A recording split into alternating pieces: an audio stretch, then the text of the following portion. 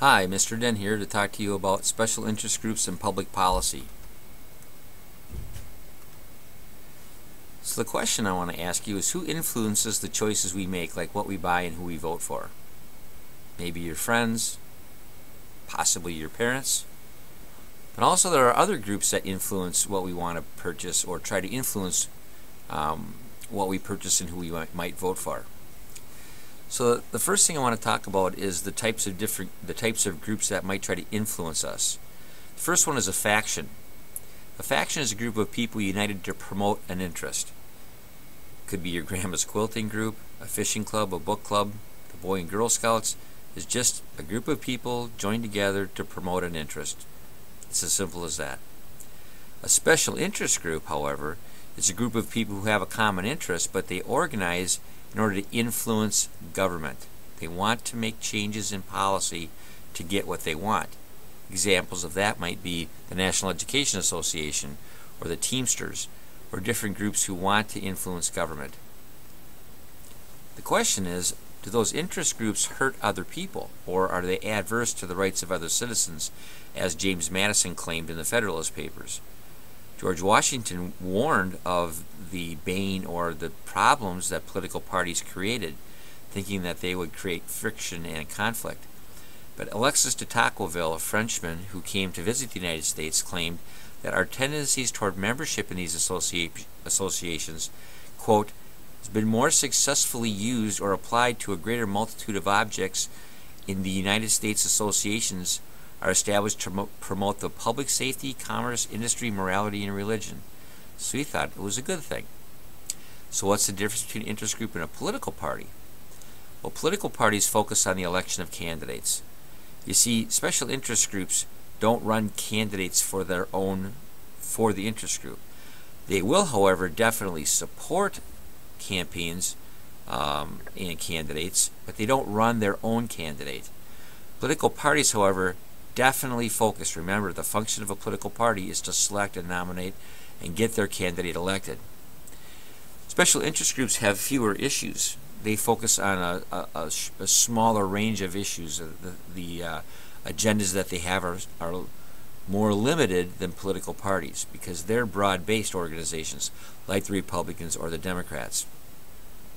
And generally, special interest groups focus in a region or a state or a smaller territorial area, where political parties are based on philosophical, ideological, or just common values. The purposes and powers of the different elements. Special interest groups are linking institutions. They connect the public to the government leaders and try to get what they want. And when the public official looks to address the goals of the citizens, that's when the special interest groups really kick in to try to influence those politicians to make policy that benefits their special interest group. And they also have to, they're more powerful based on their size. So in other words, a really large interest group with a lot of members is going to be more significant. They're going to be more powerful. Politicians will tend to listen to them more. So for example, the American Association of Retired People that have millions of members will be very powerful. The National Rifle Association will be very powerful because they're very big. And also, these special interest groups can pool their money and get their expertise energized to teach and help to educate the politicians about their issues and their subjects. And then they will use money from their membership to help support those candidates who they think will support their policy. Why do people belong? Well, money gets pooled together to help them, to benefit them. A lot of times the reason that you're in a special interest group is because you want the benefits, the financial benefits associated with that special interest group. But oftentimes it might be just because of their beliefs and attitudes are similar. And sometimes special interest groups are a way for people to socialize. It brings them together because they do have that common interest. But you also have to understand that a lot of people don't belong to special interest groups because generally there's a membership fee or it takes money to participate, which then disenfranchises or reduces the participation level of some people. So sometimes the people who would benefit the most from joining a special interest group and getting their issues organized so that they can impact policy are the ones that are least likely to belong because they can't afford it. Types of interest groups: you have business and labor like the AFL-CIO, agriculture like Farmers Union. You have other interest groups that are more professional like the American Bar Association, or environmental like the Sierra Club. You have public interest groups like Common Cause, and even government officials like the governors have their special interest group to promote what they think is important. Oops, sorry about that, folks. So, how do you promote your interests? Well, most of these special interest groups hire lobbyists, somebody who works, they're usually attorneys who work for an interest group by attempting to directly influence government officials. They're the ones that go and do the handshaking and try to influence the public officials to make policy that will benefit the interest group. Usually they're people who have had past interest or past association. Maybe oftentimes they're former politicians or policymakers who have those relationships already established, and they can provide information to officials to help them draft bills that they can propose and pass, hopefully, in favor of their clients. So how can interest groups secure support for their policies? Well, you've seen TV commercials and ads on the internet where they try to get you to join their organizations, and oftentimes they'll do direct mail.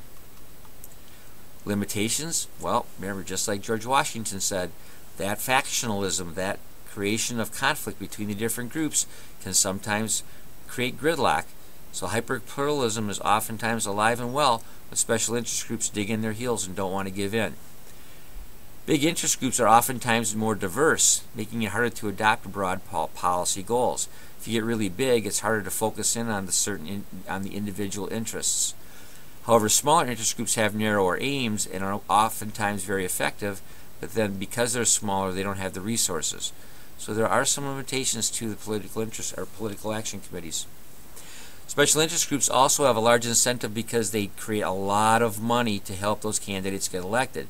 You don't see poor people getting elected into office very often. For example, this guy in tatters says, "Vote for me, I'm not tied to any interest group," and it shows because he doesn't have the money.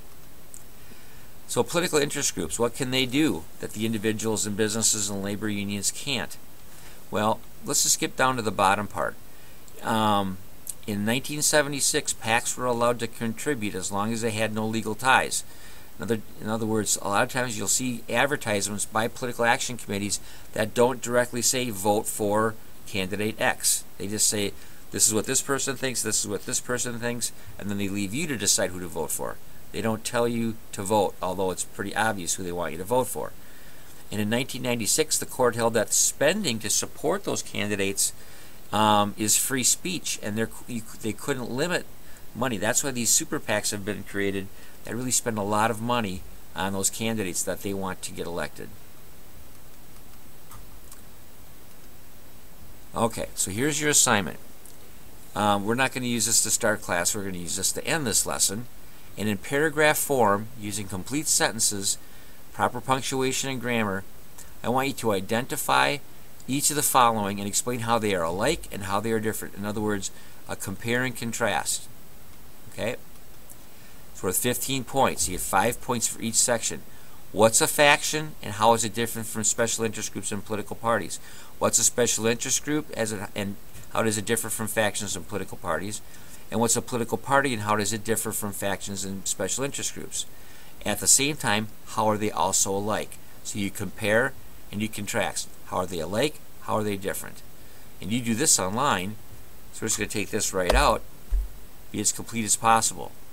Alright? You'll upload this, please, to me, and I want you to create this document on Google Docs and share it with me. Alright, good luck. Thanks.